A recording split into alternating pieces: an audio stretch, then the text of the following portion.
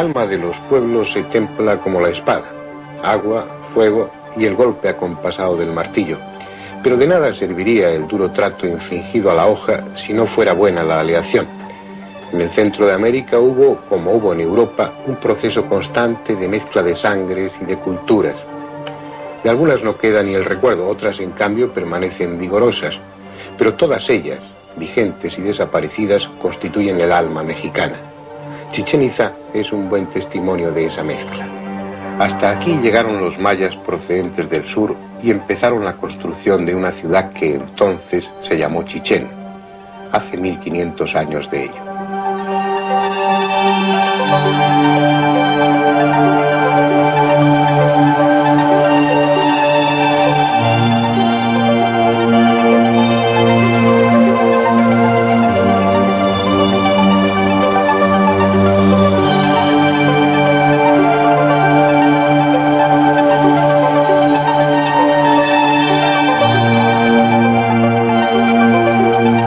Durante 5 siglos solo fue maya, hasta que la conquistaron por las armas los itzáes y cambió su nombre por el de Chichén Itzá.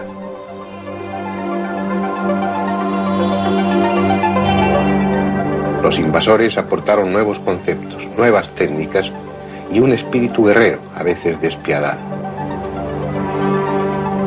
Y con ellos Chichén Itzá siguió creciendo, con una arquitectura ya mezclada, que quienes entienden la dicen maya yucateca, hasta que pasado el tiempo sus gentes se fueron, despoblándola allá por el 1400, un siglo antes de que otros invasores la pisaran, esta vez llegados por el mar, con otra sangre en las venas y otro dios a las espaldas.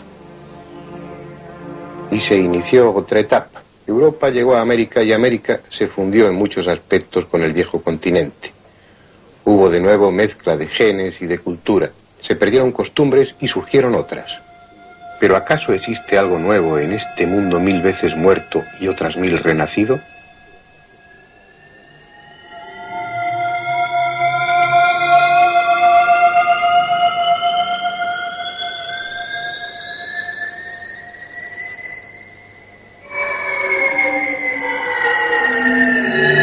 Hay en Chichén Itzá una amplia construcción, un conjunto de edificios con abierto espacio en medio, donde antes, mucho antes de que en Europa pensara alguien en ello, se jugaba a la pelota con más pasión y con más riesgo, a veces con la vida misma como parte del juego.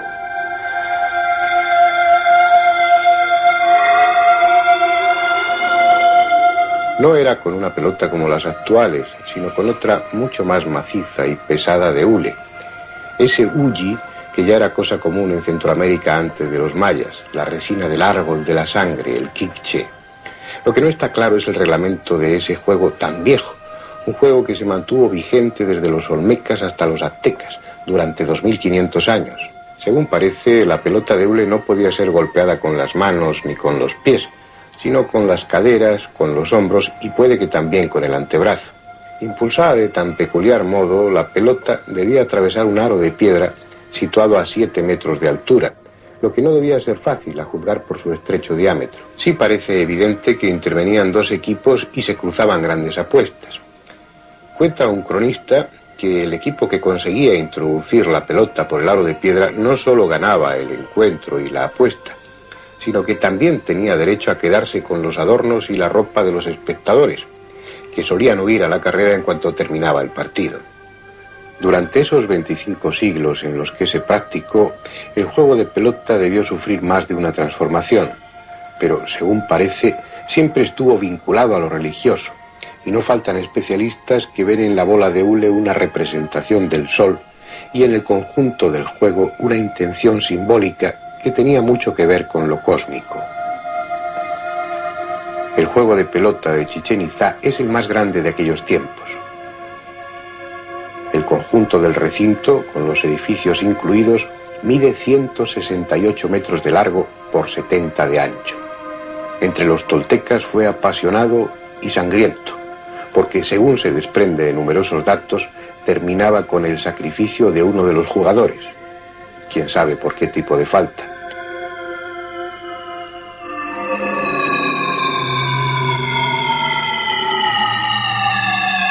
O quizás fuese el capitán del equipo perdedor. En los paneles que hay en la parte inferior de los muros que delimitaban el campo han quedado una serie de bajorrelieves que permiten hacerse una idea de la indumentaria de los jugadores guerreros. Yelmos emplumados, orejeras, narigueras en barra, protectores en los brazos, anchos cinturones en forma de yugo, rodilleras, sandalias con talonera,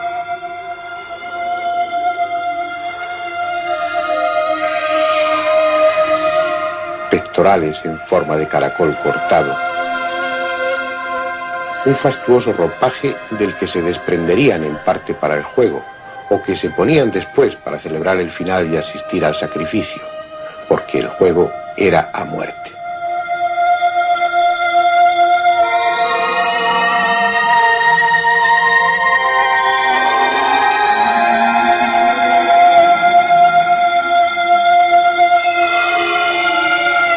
Ahí, entre ambos equipos, como centro en torno al cual todo gira, la máscara del dios de la muerte, que parecía reír siniestramente, dejando escapar de su descarnada boca unas volutas, la representación simbólica de la palabra.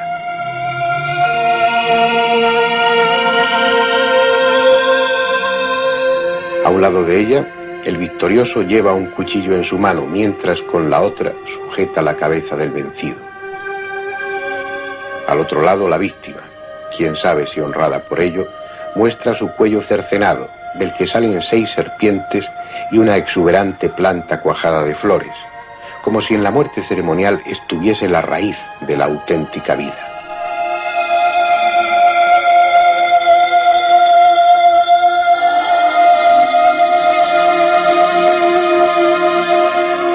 Y para ellos lo estaba. Toltecas y aztecas vivieron la vida con la muerte a horcajadas. Como casi todas las religiones, la de aquellas gentes no daba valor a la vida. El dios de turno pedía sacrificio, sufrimiento, mutilación, dolor, y a cambio daba la muerte, y tras la muerte el premio de otra vida. Morir por Dios o para Dios significaba el nacimiento a una mejor y más plena vida. Las mismas reglas, el mismo mensaje que otros pueblos en otras latitudes y en otros tiempos recibieron y aplicaron con esmero. Solo que allí ese mensaje parece más ominoso y terrible por la naturaleza de los símbolos que esa religión empleaba.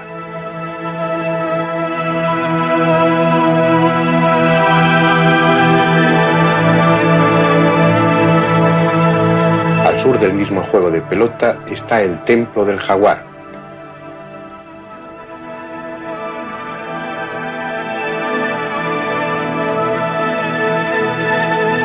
Decorado con un friso en el que aparecen jaguares y escudos de guerra. El jaguar simbolizaba al sol en su recorrido nocturno, allá por las regiones del inframundo. Por eso es un animal representado abundantemente en Chichén Itzá, casi tanto como la serpiente, el animal símbolo que dominaba la ciudad y que en ese mismo templo, como en tantos otros, se transforma en columna de feroz belleza. La serpiente emplumada, la serpiente con atributos de águila, como antes los tuvo de Quetzal, el símbolo del sol diurno, el que fertiliza y da vida, la fuente de energía que permite al hombre su existencia, Quetzalcóatl.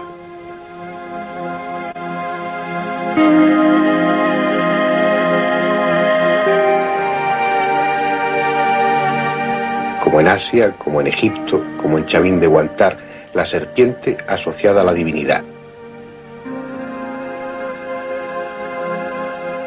¿Pero qué serpiente? Al igual que hicieron los egipcios con la cobra, los toltecas eligieron la serpiente más mortífera de su entorno. La que ellos llamaban Tzapcán, la serpiente de cascabel.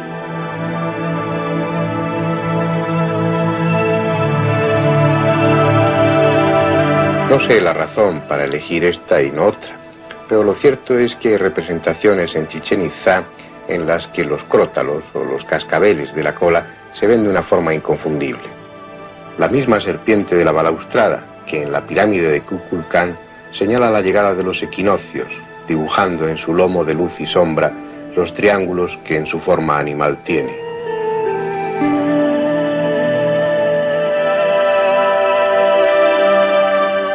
La misma serpiente que, hecha columna, contempla desde el templo de los guerreros las otras 1000 columnas que la rodean.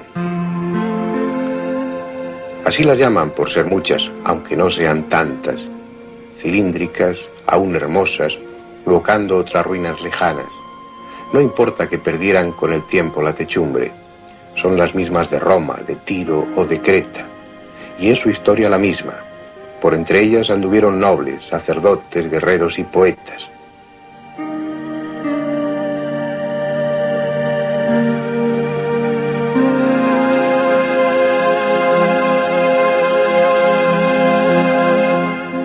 El techo que estas columnas sostenían dio cobijo a deseos y temores, a envidias y recelos. Ya no están los que aquí vivieron, y a nadie importa sus nombres o el destino de sus huesos. No queda de ellos ni el recuerdo. Sin embargo, aún erguidas, las columnas permanecen.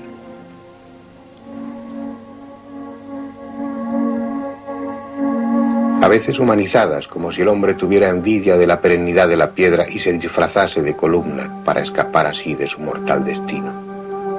Estos atlantes ya nada sostienen. El dintel de gruesa madera se deshizo con el tiempo, pero ellos han quedado para informarnos del atuendo que llevaban los guerreros. Son iguales a los atlantes que quedan en la lejana Tula, el otro gran centro tolteca. Iguales a otros pequeños que en el santuario del templo de los guerreros sostienen un altar alargado.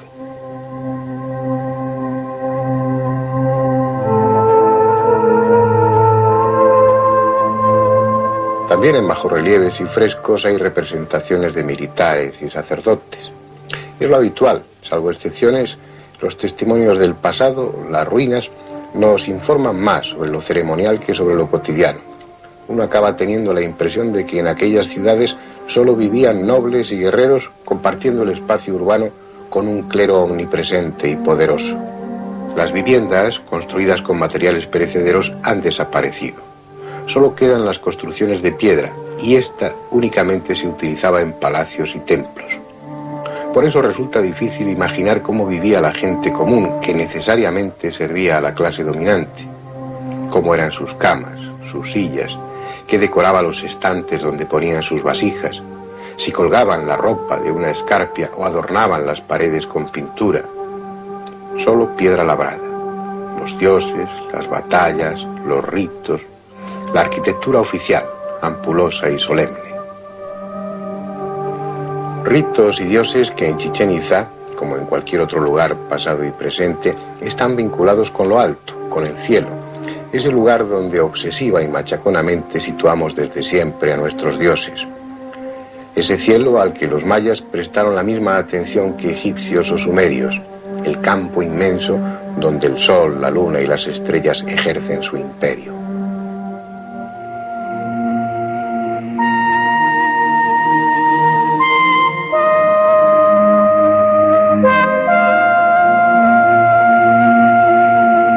El constante punto de referencia al que volver la vista para determinar el calendario, para medir el curso de los astros, tan lejanos y al tiempo tan vitales para el maya.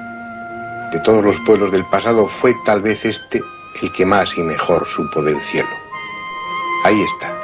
Es exactamente lo que parece, un observatorio. Sobre una plataforma rectangular se levanta una torre cilíndrica, sobria, funcional, como corresponde a un lugar reservado a la más noble de las ciencias mayas, la astronomía. Cuando se tiene un dios vinculado al sol, es preciso estar atento a su ritmo, conocer sus costumbres, determinar su camino y ordenar la vida de los hombres en función de su ciclo. Para eso servía el observatorio del Caracol, que es como popularmente se le conoce. En la parte central de la maciza torre había una estrecha escalera de caracol, reservada en su tiempo para el sacerdote que asumía la función de astrónomo. Arriba existió una cámara de observación, hoy semiderruida, que decepciona por su reducido tamaño. En el pretendido observatorio no hay telescopio, no hay lentes, solo 3 angostas ventanas. 3 angostas ventanas y un derroche de inteligencia y conocimiento.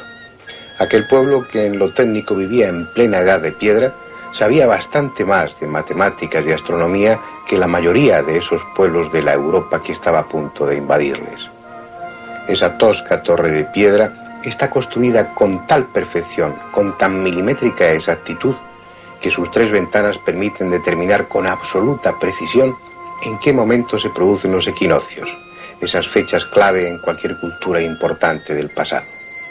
A través de esta ventana, una línea invisible que une el borde izquierdo de la parte exterior con el borde derecho de la parte interior, tal como puede verse en este dibujo, señala exactamente el sur geográfico. La otra ventana estrecha sirve para señalar con igual exactitud la puesta de la luna en su máxima declinación al sur. Una línea que, uniendo los bordes izquierdo interior y derecho exterior de la ventana, se prolonga hasta el horizonte, señala el lugar donde se oculta la luna en el equinoccio de primavera, en su máxima declinación al sur.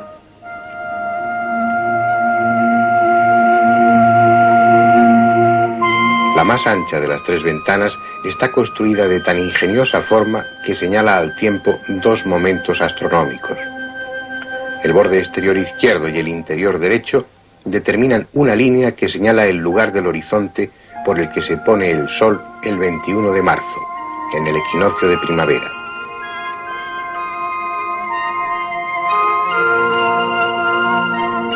El borde exterior derecho y el interior izquierdo señalan a su vez el lugar por donde se pone la luna el 21 de marzo, durante la época en que la luna está en su máxima declinación norte.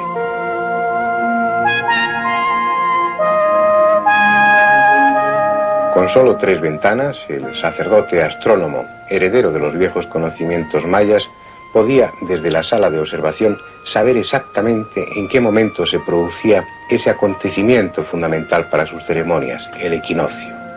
Desde el observatorio, reservado al hierofante, se tenía conocimiento de ese instante cósmico.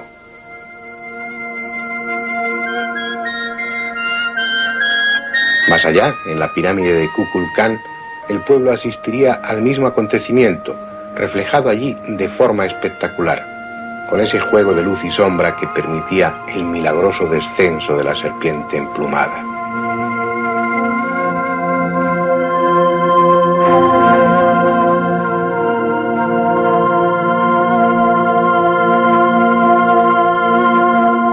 El conocimiento, la ciencia, unidos una vez más a lo religioso.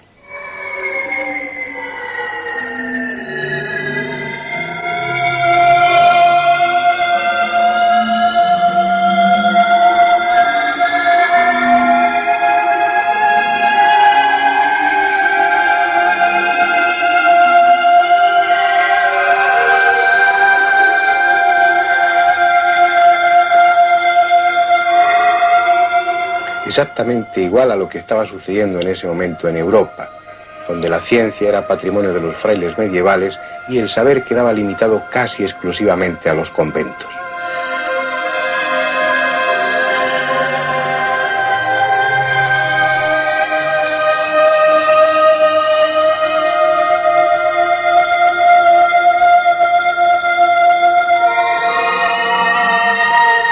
Bien, ya es tiempo de dejar Chichén Itzá. Es cierto que aún nos queda allí mucho por ver, pero nos esperan otros lugares, otros testimonios de ese pasado mexicano espléndido y a veces inquietante.